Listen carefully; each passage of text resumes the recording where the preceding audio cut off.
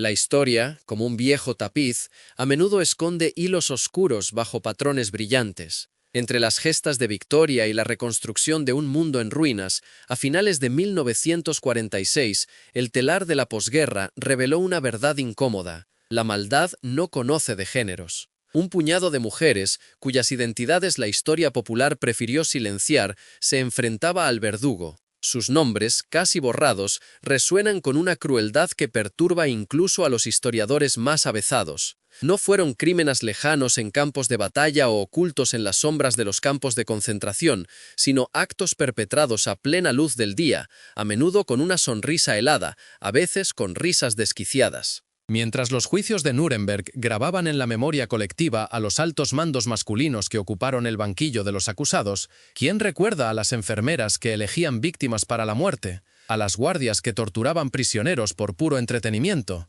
¿A las administradoras que firmaban órdenes de ejecución sorbiendo un té de la tarde? Estas mujeres nazis, casi olvidadas, llevaron a cabo actos tan calculados, tan deliberadamente crueles, que los fiscales aliados argumentaron que merecían la misma pena que sus homónimos masculinos.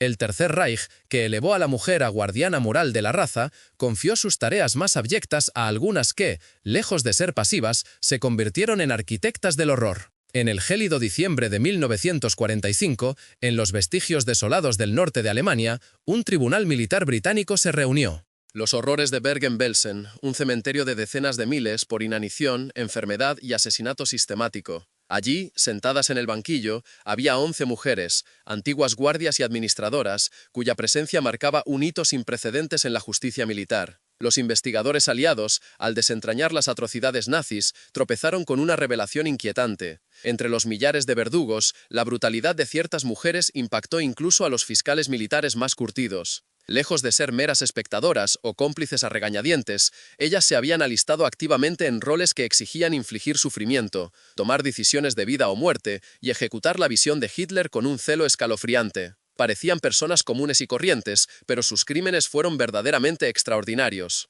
Entre ellas destacaba Juana Bormann, mayor que las demás con 52 años, conocida en todo el sistema de campos como la mujer de los perros. Bormann, con una maldad que helaba la sangre, había adiestrado perros de ataque específicamente para aterrorizar a los prisioneros, lanzándolos por faltas tan nimias como una mirada desafiante a un guardia. Sobrevivientes relataron cómo prefería esta tortura, observando a sus animales destrozar a prisioneros indefensos mientras incitaba la violencia. Un testigo describió cómo los perros de Bormann despedazaron a una mujer que había colapsado de agotamiento durante el trabajo forzado. Ella, en lugar de detener el ataque, permaneció impasible observando hasta la muerte de la prisionera, alejándose después con la calma de quien ha visto 1000 veces lo mismo. Otros testimonios revelaron que Bormann ayunaba deliberadamente a sus perros antes de soltarlos sobre los prisioneros, garantizando una agresividad y un daño máximos. Junto a ella, Irma Grese, quien se convertiría en la más infame de las condenadas. Con apenas 22 años en el momento de su arresto, Grese había servido como guardia en Auschwitz y Bergen-Belsen. Los prisioneros la apodaron la Bella Bestia, una joven de apariencia impactante que ocultaba un sadismo que dejó perplejos incluso a oficiales experimentados de las SS. Su testimonio reveló que portaba un látigo y una pistola constantemente, empleándolos con un entusiasmo macabro. Era notoria por soltar a sus perros amaestrados sobre los prisioneros, por propinar palizas arbitrarias que dejaban a las mujeres con discapacidades permanentes y por seleccionar a los más débiles y vulnerables para la ejecución. Los supervivientes la recuerdan sonriendo mientras infligía castigos, disfrutando del miedo en los ojos de sus víctimas, tratando el sufrimiento humano como un mero espectáculo. Una médica encarcelada en Auschwitz testificó cómo Grese visitaba regularmente la enfermería para elegir prisioneras enfermas para las cámaras de gas, a menudo seleccionando específicamente a embarazadas y nuevas madres. Cuando la doctora le preguntó por qué las elegía, Grese, según el relato, se rió y dijo que eran bocas inútiles cuyo sufrimiento era simplemente terminado de forma eficiente. En la sala se hizo un silencio sepulcral al describir el papel de Grese en el proceso de selección en Auschwitz, la clasificación metódica de los prisioneros recién llegados entre los aptos para el trabajo y los destinados a la muerte inmediata. Grese ejecutó esta tarea con una eficiencia casi mecánica, sin dudar un instante al enviar a miles a su fatalidad.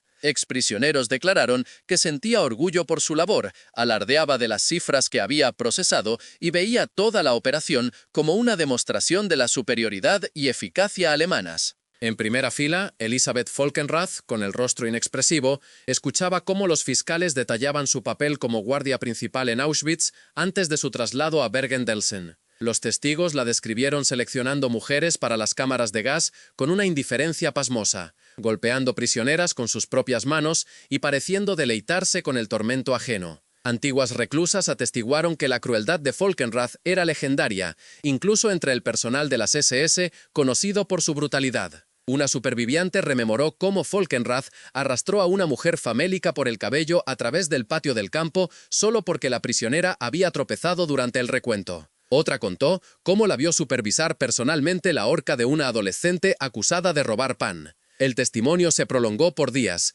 cada relato más desgarrador que el anterior. Aún así, Folkenrath no mostró emoción, ni arrepentimiento, ni el menor atisbo de haber cometido un error. Lo más escalofriante de estos testimonios fue su uniformidad, un reflejo perturbador de un patrón.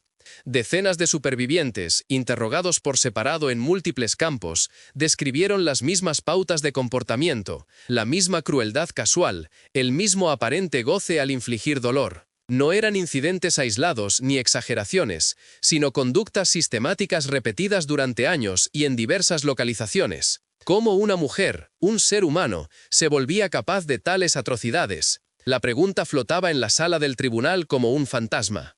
Folkenrath había crecido en una familia obrera, había ido a la escuela y tenido trabajos comunes antes de unirse a las SS en 1941. Nada en su vida anterior sugería que se convertiría en una de las figuras más temidas del sistema de campos nazi. Sin embargo, para 1945, había ascendido a una de las guardias femeninas de mayor rango en todo el Reich, supervisando a miles de prisioneros y siendo directamente responsable de innumerables muertes. Grese, por su parte, provenía de una familia lechera. Su madre se suicidó cuando Irma tenía 13 años. Había trabajado como dependienta y jornalera agrícola antes de alistarse voluntariamente en las SS a los 18.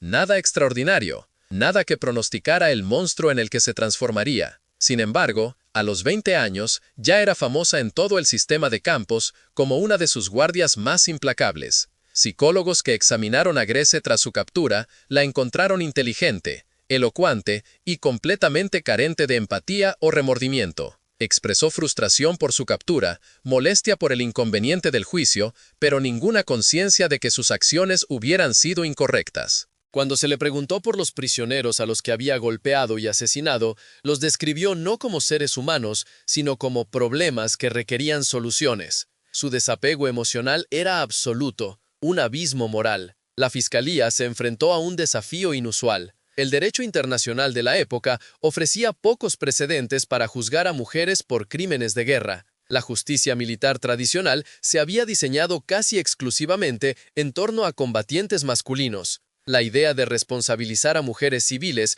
por atrocidades en roles no combatientes era legalmente insólita. Algunos abogados defensores argumentaron que las mujeres no podían ser juzgadas con los mismos criterios que los hombres, que sus posiciones subordinadas en la jerarquía nazi implicaban menos responsabilidad. El argumento de la acusación, sin embargo, fue contundente y dio en el clavo. Estas mujeres no fueron forzadas a sus roles, se ofrecieron voluntariamente. No eran subordinadas impotentes que seguían órdenes bajo coacción, sino participantes activas en la creación del terror que definía la vida en el campo.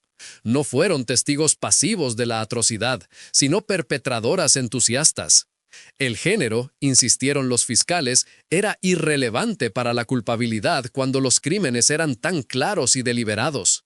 La defensa intentó otro camino. Argumentaron que las mujeres habían sido adoctrinadas por la propaganda nazi, que eran víctimas de un sistema totalitario que había distorsionado su comprensión moral, que merecían clemencia porque habían sido condicionadas a ver sus acciones como justas. Se llamó a testigos de buena conducta para atestiguar que estas mujeres habían sido buenas hijas, trabajadoras diligentes, ciudadanas ordinarias antes de la guerra. Pero la contundencia de la fiscalía era irrefutable. La evidencia física por sí sola era incriminatoria. Registros que documentaban selecciones, cartas que describían las operaciones del campo, fotografías que mostraban a las guardias en acción, combinado con el testimonio de decenas de supervivientes, cuyos relatos se corroboraban mutuamente con detalles devastadores, los argumentos de la defensa se desmoronaron bajo el peso de una realidad documentada. Un momento particularmente impactante durante el testimonio de Volkenrath fue cuando se le preguntó directamente si sentía algún remordimiento por sus actos. Respondió que simplemente había cumplido con su deber como mujer alemana al servicio de su país. Cuando se le insistió sobre incidentes específicos de tortura y asesinato, afirmó no recordar detalles, pero insistió en que lo que fuera que hubiera hecho era necesario para mantener el orden y la disciplina.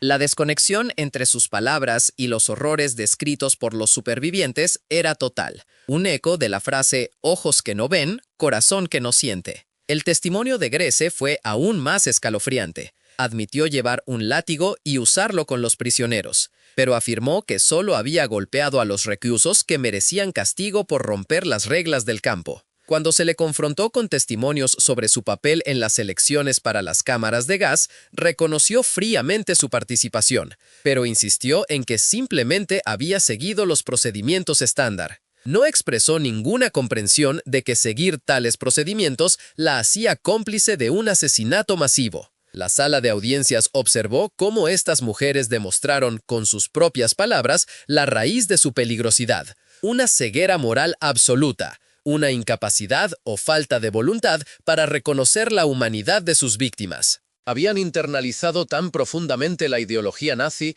que incluso después de la derrota de Alemania y enfrentándose a un juicio por sus vidas, no podían comprender que sus acciones habían sido monstruosas. Finalmente, los veredictos llegaron con rapidez, como un golpe de martillo. Elisabeth Volkenrath fue declarada culpable de crímenes contra la humanidad y sentenciada a morir en la horca. Irma Grese recibió la misma sentencia. Juana Bormann fue condenada a muerte. En total, 11 mujeres solo de Bergen-Belsen fueron declaradas culpables, y 3 recibieron la pena capital. Estos fallos judiciales marcaron la primera vez en la historia militar moderna que mujeres eran sentenciadas a ejecución por crímenes de guerra cometidos en roles no combatientes. Las ejecuciones se programaron para el 13 de diciembre de 1945, en la prisión de Hamel, Alemania. Durante los días previos, las condenadas fueron recluidas en celdas separadas, se les permitieron breves visitas de clérigos y se les dio la oportunidad de escribir cartas finales. Los registros penitenciarios revelan que ninguna de las 3 mujeres condenadas a muerte expresó arrepentimiento en sus últimas comunicaciones. Volkenrath escribió a su familia alegando inocencia. Las últimas cartas de Grese se quejaban de la injusticia de su juicio. Bormann mantuvo que solo había estado haciendo su trabajo. Hubieras tenido el valor de testificar si hubieras sobrevivido a sus campos, de alzar tu voz en aquella sala, sabiendo que las acusadas ni siquiera entonces reconocían tu humanidad. Aquellos supervivientes enfrentaron esa elección, y su testimonio aseguró que se hiciera justicia. La oscuridad, como un abismo, sigue revelando sus profundidades más perturbadoras. Si esta inmersión en la justicia y la rendición de cuentas resuena contigo, si te intriga cómo la maldad puede adoptar las formas más inesperadas, te invitamos a unirte a nuestra comunidad de exploradores de la historia. Al suscribirte, seguiremos desvelando estas verdades ocultas que desafían nuestra comprensión sobre la naturaleza del mal y la capacidad de crueldad en el ser humano, incluso cuando la cultura ha preferido sepultar los nombres de estas monstruas femeninas. Te animamos a dejar un súper gracias, una forma de apoyar nuestro trabajo y permitirnos seguir iluminando estos rincones olvidados de la historia. La penumbra de la historia a menudo nos oculta verdades incómodas, especialmente aquellas que desafían nuestras arraigadas percepciones sobre el bien y el mal. Entre las sombras de la Segunda Guerra Mundial, se libró una batalla legal que forjó un precedente crucial. La rendición de cuentas por crímenes de guerra no conoce de género. Este desafío a las suposiciones tradicionales de la moralidad femenina surgió con la persecución de mujeres nazis, que lejos de ser meras víctimas de un sistema patriarcal, fueron arquitectas y ejecutoras entusiastas de la crueldad más inimaginable. La madrugada del 13 de diciembre de 1945, el frío y el gris amanecer en la prisión de Hamel fueron testigos de un acto de justicia militar sin precedentes. 3 mujeres, cuyo papel en la barbarie nazi había sido indiscutible, se preparaban para enfrentar la horca. Los oficiales británicos habían debatido intensamente la noche anterior sobre cómo proceder. ¿Debían ser ejecutadas por verdugos masculinos o era necesario entrenar a personal femenino?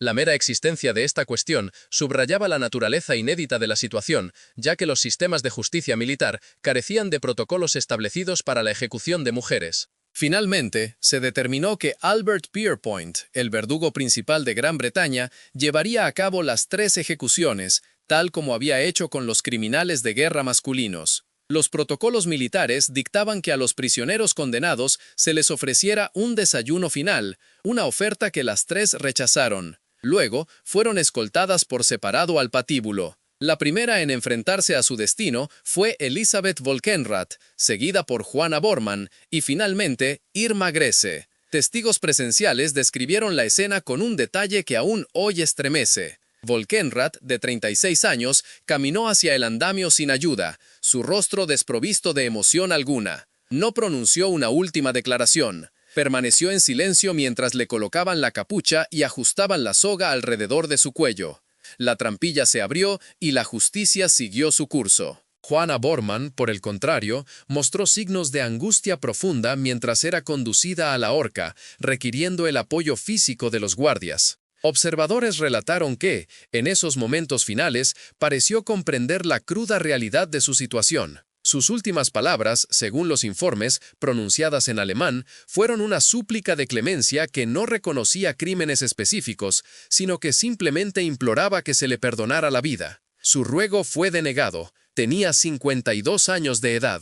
Irma Grese, la más joven de las 3, con solo 22 años, fue la última en ir a la muerte. Múltiples relatos la describen caminando hacia el patíbulo con una calma casi desafiante. Inicialmente, se negó a que le cubrieran la cabeza, deseando enfrentar la muerte con los ojos abiertos, pero los protocolos exigían su uso, y le fue colocada a la fuerza. Los testigos informaron que sus últimas palabras, también en alemán, declararon su orgullo de morir por su Führer. Fue la mujer más joven jamás ejecutada por crímenes de guerra. Estas ejecuciones resonaron como un trueno en la sociedad de posguerra. Mientras los líderes nazis masculinos ahorcados en Nuremberg acaparaban titulares y se inmortalizaban en la memoria popular, la ejecución de criminales de guerra femeninas perturbaba profundamente una cultura que aún se aferraba a nociones idealizadas de la naturaleza femenina. Muchos periódicos de la época tuvieron dificultades para informar sobre los ahorcamientos, algunos cuestionando si había sido apropiado ejecutar a mujeres, incluso por crímenes tan graves. Sin embargo, el precedente legal fue ineludible. Los veredictos y las ejecuciones establecieron que las mujeres podían y debían ser responsabilizadas por crímenes de guerra en los mismos términos que los hombres. Desmantelaron cualquier noción de que el género proporcionaba inmunidad contra el enjuiciamiento por atrocidades. Afirmaron que el mal no era un dominio exclusivamente masculino, que la crueldad y el sadismo podían florecer en cualquiera que recibiera poder sin restricciones morales. Pero estas 3 no fueron las únicas mujeres nazis en enfrentar la pena máxima. A medida que los tribunales aliados continuaban su labor en la Alemania ocupada, surgieron más casos que sacudieron la conciencia colectiva. Maria Mandl, quien había fungido como supervisora principal en el campo de mujeres de Auschwitz, fue juzgada por un tribunal polaco en 1947 y sentenciada a muerte por ahorcamiento por su papel en las selecciones que enviaron a miles a las cámaras de gas. Fue ejecutada el 24 de enero de 1948. Erna Petry, esposa de un oficial de las SS, fue condenada por las autoridades soviéticas por asesinar personalmente a 6 niños judíos que habían escapado de un transporte. Testigos declararon que los encontró escondidos en el bosque cerca de su casa, los atrajo con promesas de comida y luego sistemáticamente disparó a cada niño en la nuca. Fue ahorcada en 1948. Irmgard Möller, una enfermera que había trabajado en el centro de eutanasia de Hadamar, fue condenada por participar en el asesinato de pacientes con discapacidad como parte del programa nazi T4. La instalación había matado sistemáticamente a más de 10.000 personas consideradas no aptas para la vida bajo la ideología racial nazi. Möller había administrado inyecciones letales y seleccionado víctimas de las listas de pacientes. Fue ejecutada en 1949. Cada juicio desveló patrones inquietantes. Estas mujeres no habían sido forzadas a sus roles por coerción o amenaza, se habían ofrecido voluntariamente para ocupar puestos que les otorgaban poder sobre poblaciones vulnerables. Cumplieron sus deberes con eficiencia y, a menudo, con aparente satisfacción, como si estuvieran dando en el clavo en una tarea encomendada. Cuando se enfrentaron al horror moral de sus acciones, mostraron una notable consistencia en su incapacidad para reconocer su culpa. Los perfiles psicológicos desarrollados durante estos juicios desafiaron las teorías prevalecientes sobre la psicología y la moralidad femenina. Estas no eran mujeres impulsadas a actos desesperados por el miedo o el instinto de supervivencia. No protegían a sus familias ni actuaban bajo coacción inmediata. Simplemente habían incorporado la ideología nazi tan completamente que torturar y asesinar prisioneros indefensos no solo les parecía aceptable, sino admirable, una demostración de lealtad y superioridad racial. Fue como si hubieran cambiado el chip de su humanidad por un engranaje de máquina. Uno de los aspectos más perturbadores revelados durante los juicios fue la dinámica social entre las guardias femeninas. Varios supervivientes testificaron que las guardias a menudo competían entre sí para demostrar su crueldad, que existía una jerarquía de brutalidad donde las guardias más sádicas obtenían estatus y privilegios. Lejos de que las guardias templaran el comportamiento de las demás o mostraran solidaridad con las prisioneras, crearon una cultura que recompensaba y escalaba la violencia. Esta oscura revelación contradecía cómodas suposiciones sobre la naturaleza y la moralidad femenina. Demostró que las mujeres, cuando eran colocadas en estructuras de poder absoluto y se les daba permiso ideológico para deshumanizar a otros, podían igualar o superar a los perpetradores masculinos en crueldad. Los campos habían sido laboratorios del mal humano, y las guardias femeninas habían sido participantes voluntarias en experimentos que pusieron a prueba los límites de la brutalidad humana. ¿Habría mantenido su humanidad en un entorno así? Si le hubieran otorgado poder absoluto sobre otros, le hubieran dicho que eran subhumanos, le hubieran animado a ver su sufrimiento como justo, ¿habría resistido? Estas son las preguntas que todavía nos acechan, porque las mujeres que fallaron en esta prueba eran, en la mayoría de los aspectos, personas comunes y corrientes antes de entrar en el sistema que las transformó en monstruos. A medida que los juicios inmediatos de posguerra concluyeron a principios de los 1950, la atención pública se desvió de estos casos. La Guerra Fría estaba comenzando, y tanto las autoridades occidentales como las soviéticas se interesaron más en utilizar a ex-nazis con fines de inteligencia que en continuar los enjuiciamientos. Muchas perpetradoras femeninas de menor rango escaparon de la justicia por completo, volviendo a la vida civil con nuevas identidades, o simplemente reubicándose en áreas donde sus pasados eran desconocidos. Algunas ex-guardias emigraron a América del Sur, siguiendo las mismas rutas de escape utilizadas por los oficiales de las SS masculinos. Otras se casaron, cambiaron sus nombres y vivieron tranquilamente en pueblos alemanes, sus vecinos ignorantes de sus roles en tiempos de guerra. Las mujeres que habían sido ejecutadas se convirtieron en notas a pie de página cautelares en libros de historia que se centraban principalmente en perpetradores y víctimas masculinos, como si reconocer la capacidad femenina para tal maldad fuera demasiado incómodo para las narrativas históricas dominantes. Solo décadas después, a medida que los estudios sobre el Holocausto maduraron y las historiadoras feministas comenzaron a examinar los roles de las mujeres en el régimen nazi, estas historias comenzaron a resurgir, como un tesoro oculto emergiendo de las profundidades. Los investigadores descubrieron que, lejos de ser espectadoras pasivas, las mujeres habían sido participantes activas en todos los niveles del Holocausto, desde las secretarias que escribían órdenes de deportación hasta las enfermeras que administraban inyecciones letales, desde las guardias de los campos que seleccionaban víctimas hasta las esposas que gestionaban hogares construidos sobre propiedades robadas y mano de obra esclava. Las mujeres nazis olvidadas que enfrentaron al verdugo después de la Segunda Guerra Mundial representaron el extremo más severo de este espectro de complicidad. Sus crímenes eran tan innegables, su crueldad tan documentada, su culpa tan clara, que incluso una sociedad incómoda con la ejecución de mujeres no pudo justificar dejarlas vivir. Sin embargo, sus historias fueron deliberadamente minimizadas, sus nombres se dejaron desvanecer, sus juicios se redujeron a notas a pie de página oscuras, mientras los criminales nazis masculinos se convirtieron en nombres conocidos. ¿Por qué esta memoria selectiva? Quizás porque reconocer a las perpetradoras femeninas desafía narrativas reconfortantes sobre la moral femenina inherente. Quizás porque nos obliga a confrontar que el mal no tiene género, que cualquiera puede convertirse en un monstruo dadas las circunstancias adecuadas y la justificación ideológica.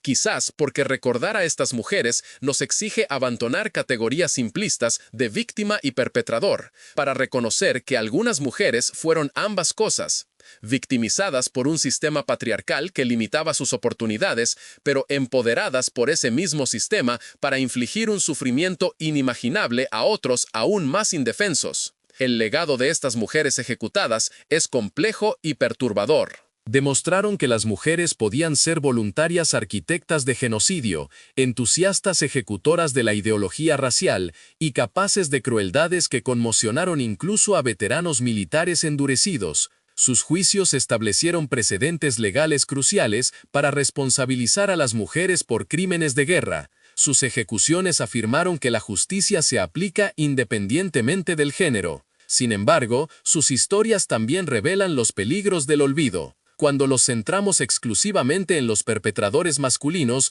nos perdemos la mitad de la historia de cómo funcionaba el sistema nazi. No logramos comprender cómo personas comunes y corrientes, de cualquier género, pueden transformarse en asesinos cuando se les otorga poder, permiso y una ideología que deshumaniza a los vulnerables. Perdemos las lecciones que podrían ayudarnos a reconocer patrones similares que surgen en nuestro propio tiempo. Las mujeres que caminaron hacia el patíbulo en 1945 y en los años inmediatamente posteriores dejaron un legado escrito en sufrimiento y muerte. Los supervivientes que testificaron contra ellas dejaron un legado de coraje y testimonio moral. Los fiscales que buscaron justicia dejaron un legado de principios, que la humanidad exige rendición de cuentas independientemente de quién cometa atrocidades o cuál sea su género. A medida que Alemania se reconstruía y el mundo avanzaba, la ejecución de mujeres nazis se convirtió en un recuerdo incómodo que la mayoría prefería olvidar. Era más fácil centrarse en los villanos masculinos,